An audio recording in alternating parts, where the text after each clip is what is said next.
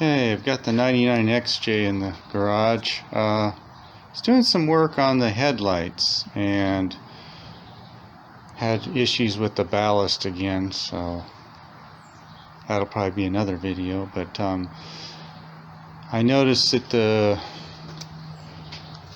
I noticed it was losing some coolant, so I'll see if I can get a shot of this. I'm going to show a couple things, if I can get a picture of this.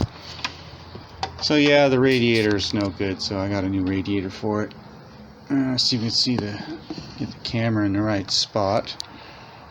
Okay. Yeah. Alright, so it's at the very, it's kind of hard to see, but at the very tip of my flashlight down there, you see that? That's basically the drain for the radiator. And so what I like to do, I did this on my 92, is I just put a short chunk of drain hose on, and I just leave it on there. That way if I ever need to drain the cooling system, it's just a lot easier. So I'm going to get this installed first, and we'll start draining out the radiator. Alright, I'm draining the radiator. I was unable to get a hose on there like I wanted to. Just not enough room. So it's making a big mess. So yeah, the first thing I did on this was I took the fan shroud off and the electric fan off, and then I took the grill off, but you really don't need to. And then once we get this drained, we'll take the upper radiator hose and the lower radiator hose, a couple of tranny line, cooler lines down there. Yeah, this radiator's, it's all sludged up, and I didn't know that. We never had any issues, but I'm really surprised.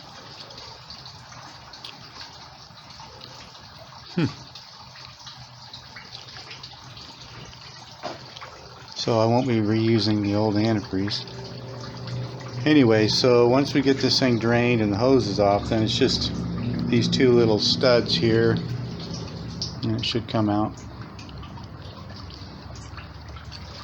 Alright. Okay, here's the radiator I bought. It's from AutoZone.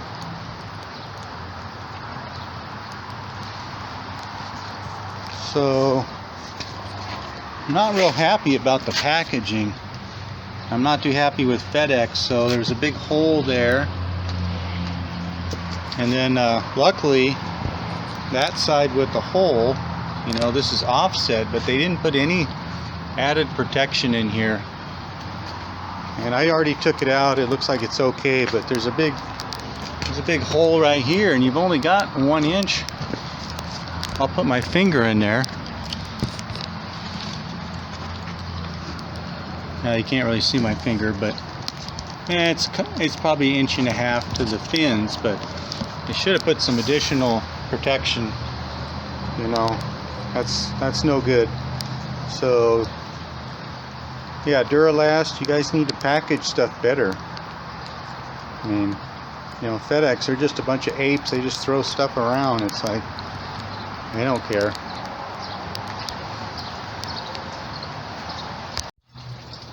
Okay, I got that top tranny line off, cooler line, using a 3/4 inch open end wrench. Before I do the bottom one, I want to get that lower radiator hose unhooked, so I'm waiting for the radiator to drain, and then I'll pull that hose off so I can access that. I don't know if you can see it, but there's another cooler line, but like I say, I want to, kind of hard to see down in there. Hold on. There we go. Maybe that's a little better. Yeah, you can kind of see it's all oily. Looks like it's been leaking. It'll have to be replaced eventually. Okay, that's where we're at. Okay, I'm trying to remove that lower cooler line, and I was looking at that and looking at the new radiator, and I remembered something I had seen online about these. So basically, this is supposed to come off right here. It's supposed to slide off the tube, but it takes a special tool to get it apart. And a few years ago I bought a set of these. I never used it. It's been sitting here. I bought it for AC, working on AC. Comes these different colors. And so I've never used these, so I'm gonna try this, but the idea is well, I'll show you. You put this over the tube this way, and then I'm gonna push towards that hose, and that's supposed to release it. So let me get this hooked up and let's see if this works. Alright, I've got that tool installed. I don't know if I'm going to be able to do this on camera, but I'll try. Probably won't be able to see anything, but basically I'm just going to push on that and try to get the hose off. I may have to do this off camera, so I don't know if I may have to use both hands. Well, yeah. Okay, I'm going to have to do this off camera and then I'll tell you how it goes. But I've heard these can be very difficult. You got to get that thing pushed in nice and straight. And I may have to push the hose towards the blue thing and the blue thing towards the hose, and then I don't know. Okay, let me get this off. Ha! It worked! That wasn't too bad. Like I say, I kind of was pushing the hose towards the blue. So like I say, it takes two hands. Put one hand on the blue thing, pushing it towards the hose, and then push the hose towards the blue things. It kind of makes a popping sound when it releases. So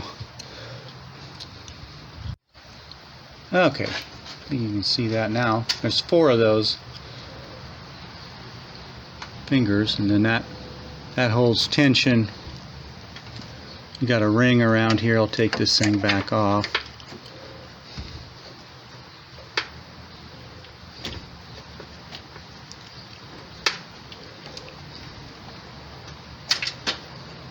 Anyway, you got that ring there. Yeah, and that just releases the fingers off of that ring. Okay, that's pretty simple. Alright, more to come. Alright, just about ready to get the radiator out. Got these 10mm, takes a 10mm wrench. These are loose. I'm taking the fan out. So, the way I was doing this is, if you just try to turn this, it just turns the whole water pump. So what I did is I put a 3/8 ratchet with a 1/2 inch socket on this main pulley down here, and I've got it to tighten. So you push down. I'm just using it as a brake to stop the belt from turning, and then you're able to break these loose. And then I usually just rotate and get all the studs on the top, loosen it, then move to the next one. Anyway, that's how I did it. There's a bunch of Torx bolts you got to take out. 2 here, I think it's a T27, and then these along the header. Take those out, and then there's 6 bolts, 3 on each end, 2 here, 1 there. You got to take this piece off. Probably have to take that off the battery. 3 over here. Where is it? Right there. Alright, we'll get that top piece off, then we can pull this out. Okay, I got that top piece radiator cover off.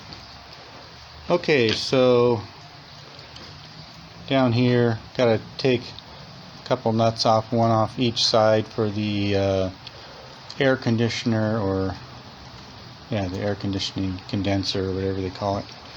And I'll have to take these pads off and put them on the new radiator. They're going to go a couple of studs here. Alright, I'm going to get that done and get the radiator put in. Okay, I made a fair amount of progress. Got the new Duralast radiator in. I did end up taking out one more piece, this little angle. It just goes right in here. Had a lot of problems getting the radiator in because the air conditioning condenser, I think that's what it's called, is really bent up. So the radiator fits great, but trying to get those two to mate up because the condenser was all bent and twisted was an issue. So I got all the upper and lower hoses on. tranny cooler's on. Just push that on, then that's a 3/4 inch wrench on the top. And yeah, I'm gonna get this buttoned up. Be putting the fan blade on. Alright, more to come. Okay, I took the rubber mounting blocks off of the old radiator and swapped them over, and then we're ready to put this top piece on. Alright, got that top piece all in. So yeah, I think all I got left is a fan shroud, and the electric fan. And then I think I can put some coolant in and check for leaks. Okay, so earlier I kind of made a mistake, or I took a shortcut. When I took the clutch fan off, which was fine. What I did was fine, but when you go to put it back on, you really need to loosen up the serpentine belt. So on the power steering, you've got a bolt here, and then there's an idler down here. So you loosen this up and loosen that, and that'll loosen your belt. Otherwise, it's really difficult to get the fan back on, because you got all that belt tension on here, and it's pushing it off. So anyway, so I gotta tighten this back up and then move forward. Okay, got it all back together. Just checking for leaks. Haven't seen anything so far. We're up to about 150 degrees. Electric fan hasn't come on yet. It should come on around 210, I think.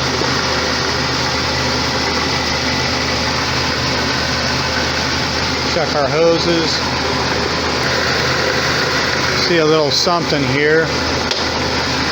Return hose. Need to push this on a little more, I think. You have to put a clamp on there. Shouldn't have to, though. Okay, I think I got it. So let's go take a look at this.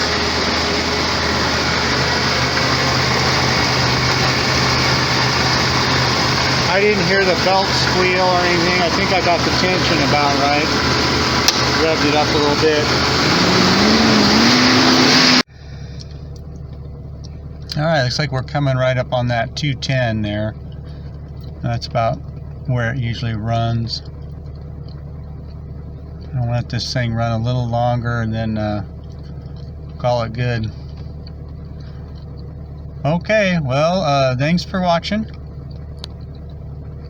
Have a great day.